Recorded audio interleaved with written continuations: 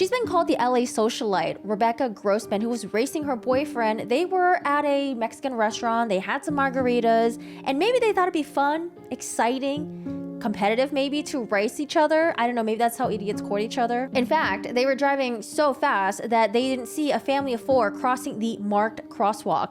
And this is not just a tiny little crosswalk, the road is 4 lanes long. Mark and Jacob Iskander were crossing the crosswalk with their mother and sibling when they were both struck. In front of their mom, in front of their brother. The dad and baby sister were nearby, but luckily they were not on the crosswalk. Let this next part sink into your mind. Mark was only 11 years old and his brother Jacob was only 8 years old. This all happened in front of their mother. Not only this, but she said that whoever did this, they didn't stop the car. They didn't even make a U-turn to check to see if the family was okay. They just kept going on. Apparently the car did stop, but it was a quarter mile of the way. The driver didn't stop the car. It was actually the safety functions that kicked in and forced the car to come to a stop. Police arrived and ensured the family that they were gonna find out who did this. A lot of us will watch a trial, and by that point, we're presented with the conclusion of what happened. Sometimes it's different stories from both sides, the defense, the prosecution, and sometimes the stories are a little bit similar, but maybe different interpretations of certain things. What we mostly don't see in a trial is the evolution of how a story changes in real time. However, we did get to see that in the Murdaugh trial because Murdaugh initially said that he wasn't at the kennels,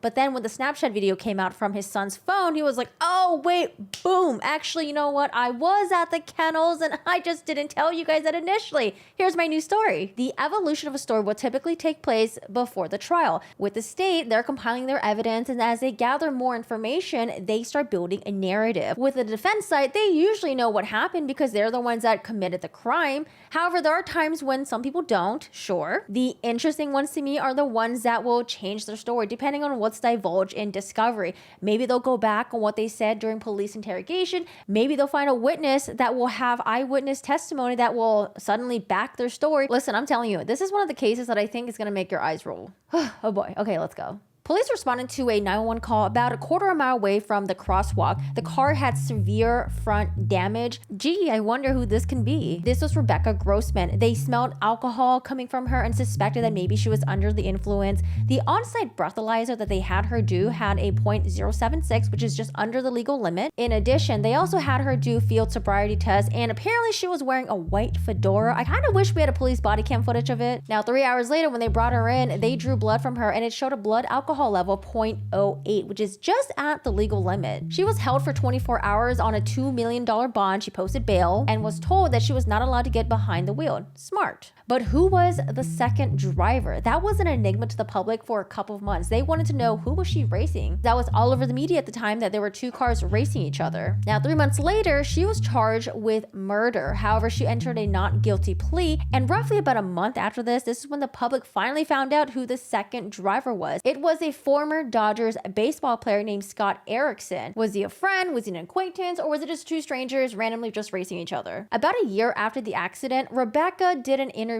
with the LA magazine, and they were asking her about her relationship with Scott Erickson. This is what she said.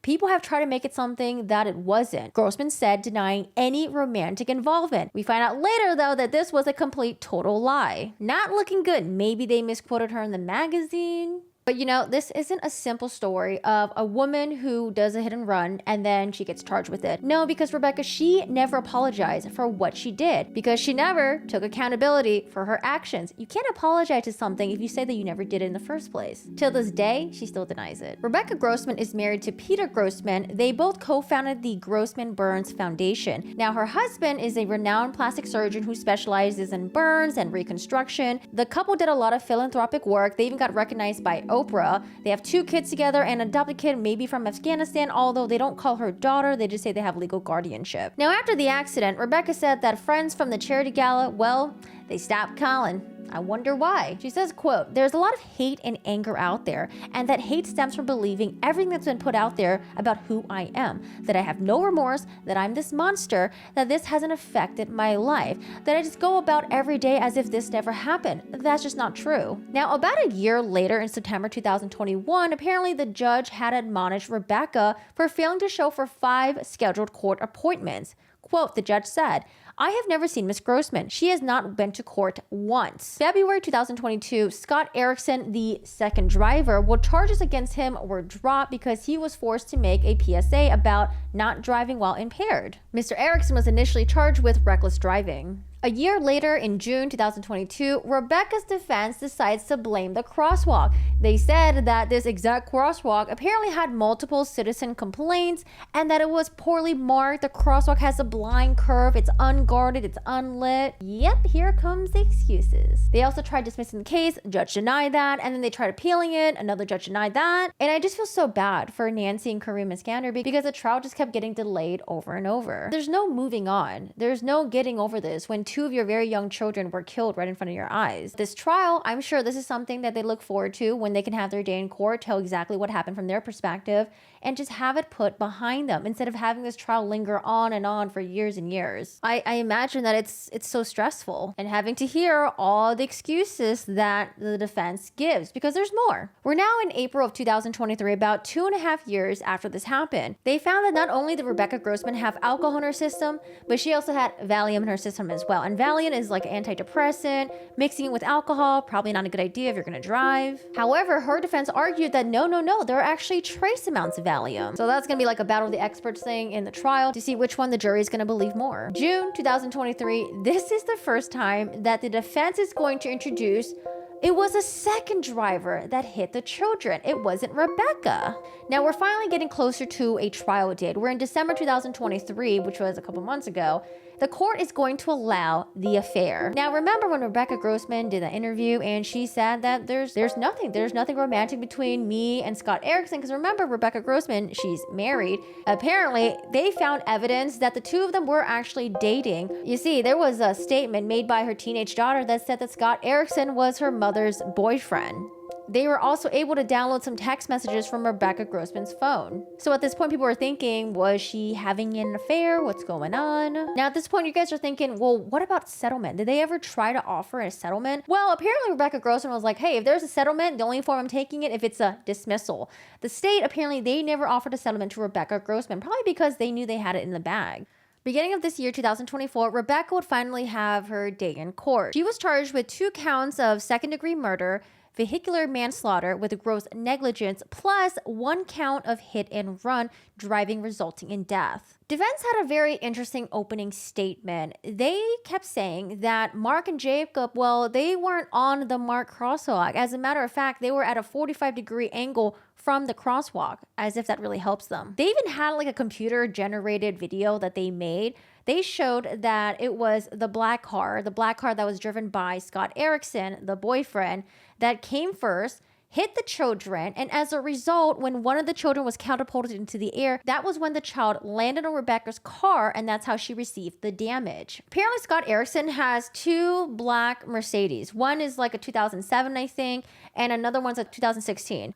He would apparently use the same plate for both vehicles because he didn't want to pay for, I guess, like registration and taxes on both vehicles. The defense is trying to say, well, you know, he swapped the cars down and the police, they actually never got to see the car that actually hit the children. Why didn't the police investigate more? Well, it's because the police had Rebecca Grossman there at the scene. Her vehicle was damaged. No one at the scene said there was a black vehicle that hit the children. There was no reason to investigate the black vehicle at the time. And remember, the defense, they didn't come up with the black vehicle theory until about like 2.5 years later. Nancy Iskander, she is going to be the first witness that they called to the stand, and she's going to call BS on all this because she said that she saw everything happen. The Iskander family are from Egypt. Nancy and Kareem Iskander have 4 children, the 2 eldest being Mark and Jacob, another brother who was a couple years younger, and they recently welcomed a baby girl. When Nancy was pregnant with her 4th child, a family friend joked that it'd be funny if she was having a 4th son, but no, it ended up being a little girl. Mark was a 6th grader at Oaks Christian School, while his brother Jacob attended Ascension Lutheran School. A family friend said that they were sweet little boys. Most of them were just deacons. They're serving the church, attending Sunday school. They were like 2 little angels. On that day, September 29 at 7:10 p.m., the family, they decided to have a cute little family outing. They wanted to take a picture at the lake that was across the street. Nancy was on rollerblades and she had had her youngest son with her by her side. 11-year-old Mark was on his skateboard and Jacob was right by his side on his rollerblade. The two children were about an arm's length behind Nancy. They were all crossing the crosswalk together as a family, and Nancy all of a sudden can hear engines roaring. She looks up and sees two vehicles, and it looks like it was like a white one and a black one. It seems like they were racing each other because they were zigzagging, but to her, they were speeding at incredibly high speeds. She tried to flag them to let them know, like, hey, we're here, slow down. However, the black car quickly came at them, and she grabbed her son who was right by her side and was able to dodge the black car. But it was at that moment where she turned around, heard a sound, and saw that her other two children were no longer there. Instead, there was a white vehicle crossing the crosswalk. Nancy's husband, Kareem, heard his wife screaming, and so he came running towards them. And Nancy's like, Mark's been hit, Mark's been hit. He looks around and realizes that it was Jacob that was hit, but he didn't know that it was actually both children that were hit. Jacob had sustained injuries that looked like he had a broken arm. It almost looked as if he was sleeping. They were unable to locate Mark, however. The father had to run all the way down the street to finally locate Mark's body, which was about 254 feet away from the crosswalk. Now, Nancy said that when she saw Mark, she knew that he was gone. It was almost as if every bone in his body had already been broken, and she was right. Mark had lost his life at that moment. Jacob, however, still had a heartbeat. They took him to the hospital, but eventually he succumbed to his injuries and died hours later. Now, in Nancy's testimony, she was very adamant that they were all on the Mark crosswalk, not what the defense presented. She also said that she saw the black vehicle coming towards her first and she was able to dodge it. It was when the white vehicle came, turned around, her children weren't there. It was just a white vehicle crossing the crosswalk. She said this, "And I looked back and the white car passed and killed Mark and Jacob. It has nothing to do with what I saw happen to myself and my children." This is her referring to the defense's computer-generated video. She said that was complete science fiction. But you see, good thing that there were other witnesses at the scene who saw what Nancy saw. Now, there may have been different accounts of how many vehicles there were, or maybe in what order that they passed each other. Absolutely none of those witnesses said that they saw the black vehicle, the one that Scott Erickson was driving, hit a child. As a matter of fact, there were two people in a vehicle behind Rebecca Grossman who said they saw the white vehicle hit one of the children. And everyone agreed that the family were all within the crosswalk boundary. There was a witness that testified that she saw the family crossing the crosswalk. She thought they looked very cute. They were all lined up like little ducks. However, when she said she heard two vehicles coming at them, she tried to wave them down, but nothing happened. She couldn't do anything about it, unfortunately. She said there were two impacts, one that she heard and then one that she saw. The state called an expert who's a pathologist. They were the one who performed the autopsy. They confirmed that the markings found on one of the children's body matched the grill markings of Rebecca's car. However, the defense was like, well, you can't rule out that it was two cars that hit them, right? And they said, no, I couldn't rule that out. Now let's talk about Rebecca's defense. So Rebecca's defense called her husband, Peter Grossman, and Peter Grossman went up there and said, well, you know, my wife and I were still technically married, but we're separated. We agreed to date other people. We don't know if the husband went up there to lie for the wife to make her look good, or maybe that's just true. I mean, it could be true. I have heard of people who are separated and they see other people, but I don't know.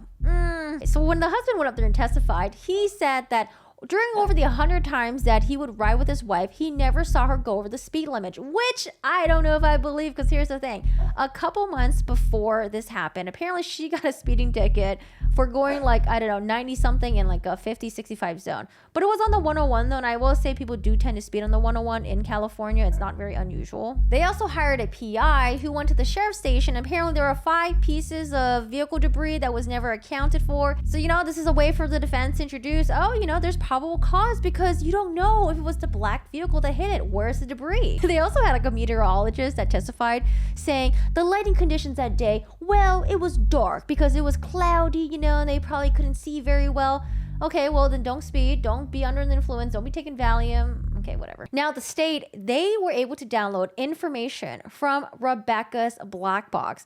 They found that she was going 81 miles per hour. The posted speed limit in that area was 45 miles an hour. Now she was going 81 miles per hour 2 seconds before the impact. It seems that she took her foot off the gas pedal, tapped the brake before hitting the children at 73 miles per hour. There was an anomaly with the black box where it showed that she had an average speed of like 568 miles per hour, hour, which, sometimes technology does weird things like this. I remember in the Murdoch case, same thing kind of happened as well. But I do believe that she was probably going 81 miles per hour because there were witnesses saying that they were going pretty fucking fast. The defense, they had their own expert. They're like, no, she wasn't going 80 miles an hour. She was actually going 52 miles per hour because apparently this expert took surveillance videos and was able to measure the distance and say that, like, Rebecca was going 52 miles an hour and it was Erickson who was going 72 miles per hour. However, the state was like, is your stuff really reliable? The state, they had another expert, and this expert was like, if Rebecca was going 45 miles an hour, which is the posted speed limit, there would have been no crash because Mark and Jacob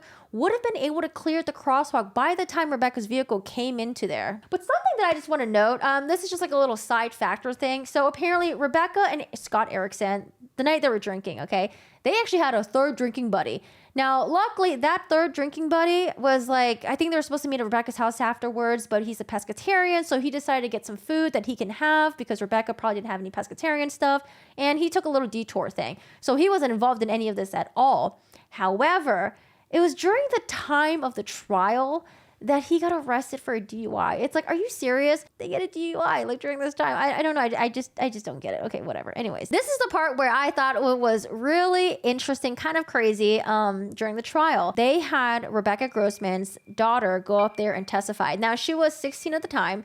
She was ordering pizza. This was about 5 minutes after the crash had happened. She went out to go meet the delivery person, but because there had been some unexpected delays, wonder why, she had to go out and drive and meet the pizza person. And on her way back, she said she saw her mom being detained. However, there were deputies there that didn't allow her to go talk to her mom. That makes sense. They're probably trying to secure the scene and everything. And she just went back home. When she went up there and testified, though, there's a new story that developed. And she said that, you know what, actually, when I was driving back, I saw Scott Erickson behind the tree in the bushes. He was hiding. He was poking out his head to see what was going on. And we made eye contact.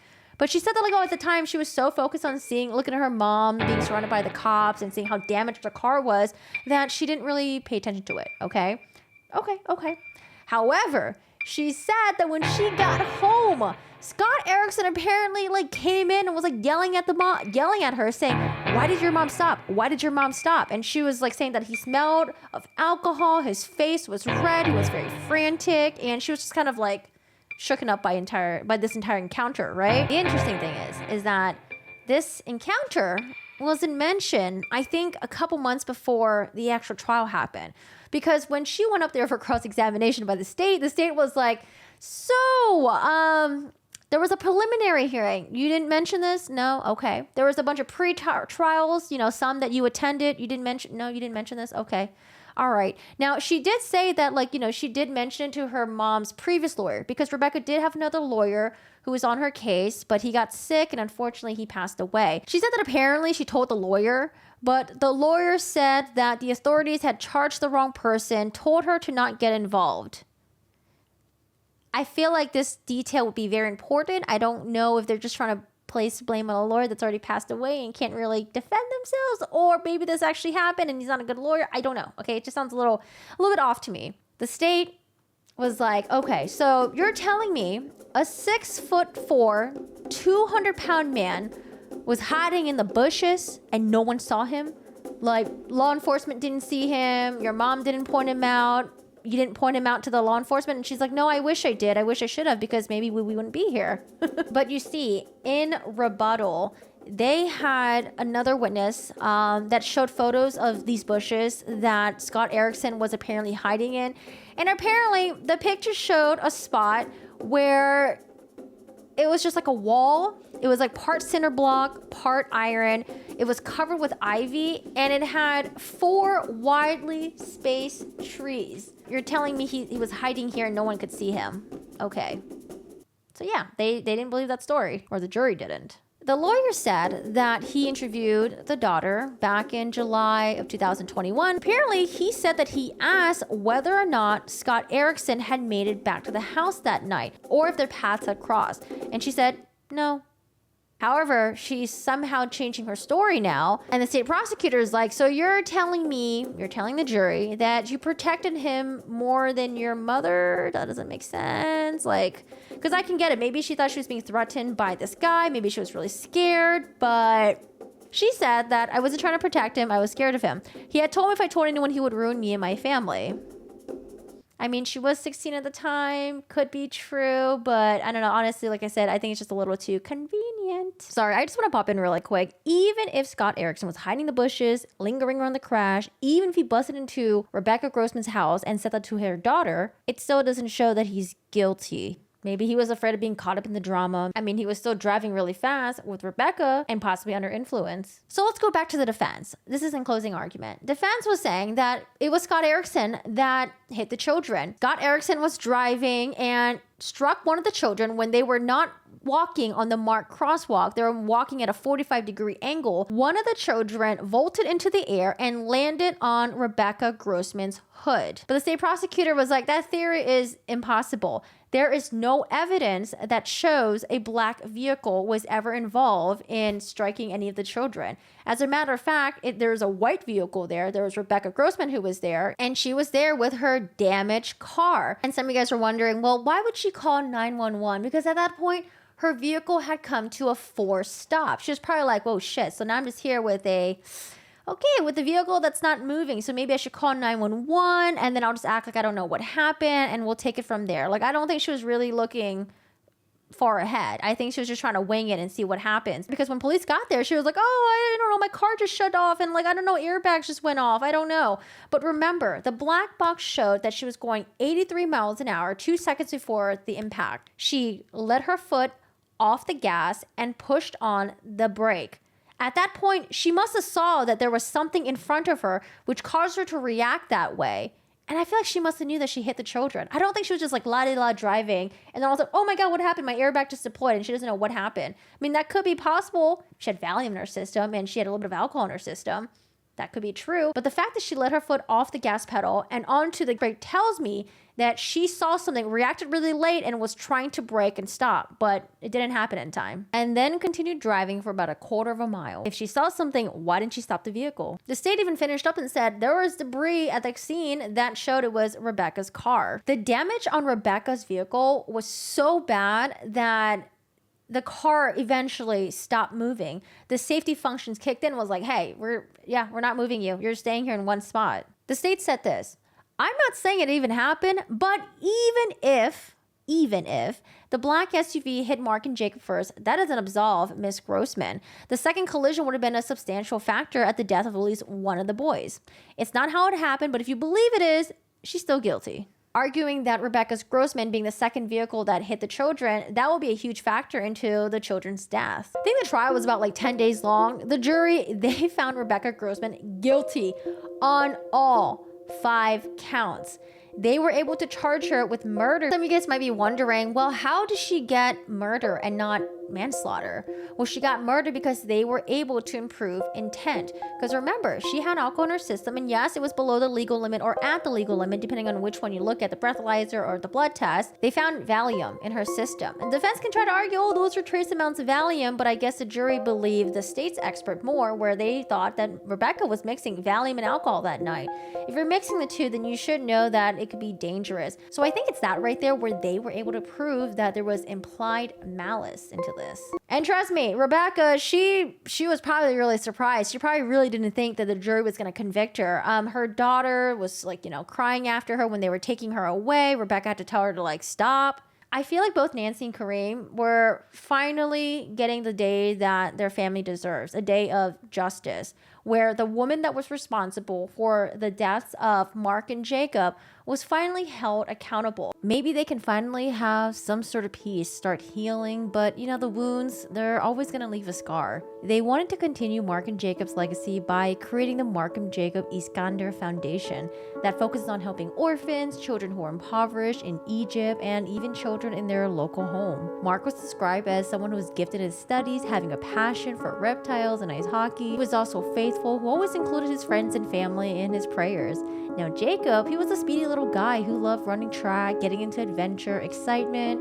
He was devoted to his faith and spread that through his actions and smiles. They had to go through years of excuses, of BS, of delays, because, trials have delays, that's fine. But imagine having to deal with this woman who, till this very day, won't take accountability. Because trust me, even though there was a guilty sentence, she's still not taking accountability. She got in trouble. I think the prosecutors were trying to call her out because after this happened, she was making phone calls to all these family members, to her husband, to her daughter, trying to tell the daughter to release the sealed body cam footages, other sealed evidence, trying to get someone named Tom to talk to the judge of this case to try to get another trial. Apparently, they alleged that she was talking to her husband, and, again, her husband is part of the Grossman Burn Foundation. There's another board member there that was a doctor of a patient, and that patient happened to be a witness in this case.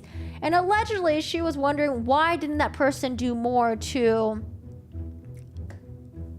maybe to get to the witness and say that, like, oh, why did you testify this? She was also talking shit about the jury as well. She said this: I was so shocked to have all jurors convict. They were the worst jurors. I knew they were bad jurors. The whole jury selection thing didn't work for us at all. Was it supposed to work in your favor because you're a prestigious family or something like that? She also said, they weren't on my side from the beginning. I just knew it. And I already made a short about this on YouTube and on TikTok, but jurors aren't supposed to be from anyone's side from the very beginning. You're supposed to sit there, listen to the evidence, and come up with your conclusion at the very end, and then talk with your fellow jurors at the very end when you're doing the deliberation. She said, they weren't on my side from the beginning. I just knew it. Okay, well, you guys get to go through something called a voir dire process where both sides, defense attorneys, the state attorneys, they get to question the jurors, and they get to boot which jurors they don't want to be part of the trial. Oh boy, I don't know. She's not having it. She's not having it. Family's not having it. I'm just really confused about this whole thing because, the daughter, the husband must genuinely think that the mom is not guilty. I think Rebecca knows that she's guilty. I think Rebecca just thought that she introduced enough reasonable doubt for the jurors to not be able to convict. Because I think she knows she did it, but she's like, hey, if I introduce enough reasonable doubt, there's no way they can convict me. No way. And I think she was surprised when all 12 that she was guilty for all 5 counts. Now, her sentencing was initially supposed to happen, I think, was it like in April, I think, but it's been pushed back to June. For this time being, she's going to hire an appeal attorney, of course, and all that stuff. So she's facing up to 34 years right now. 34 years. Apparently, they asked Nancy Iskander how many years should Rebecca get, and she said however many the judge gives her, which I respect that. I don't know, this case has just been really haunting because the children are just so young and they died for no reason. And the fact that this happened in front of their mother, their youngest brother probably has PTSD for the rest of his life. I don't know, I just feel so bad for them. And the fact that they were dragged for years and years and years. Like, I get it, the Grossman family, they did good things throughout their entire lives. At least that's what's presented to the public. But just because you did so much good in your life, when you fucked up and you destroyed the lives of another family, you can't just be like, oh, I did so much good in my life. Like, you can't punish me for this. No, you're punished for your actions. You could have done better.